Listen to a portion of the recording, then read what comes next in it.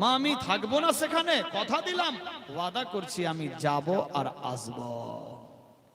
Wise করণীর মা বলে বেটা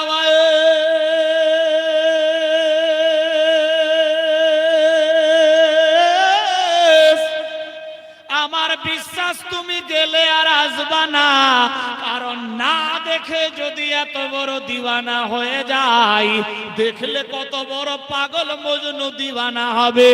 বেটা ওয়াইসি রে, নবীকে দেখার জন্য দুনিয়া পড়ে আছে, হাজার হাজার সাহাবী আছে, কিন্তু আমি তোমার মা, আমাকে দেখার মতো তুমি ছাড়া কেউ না।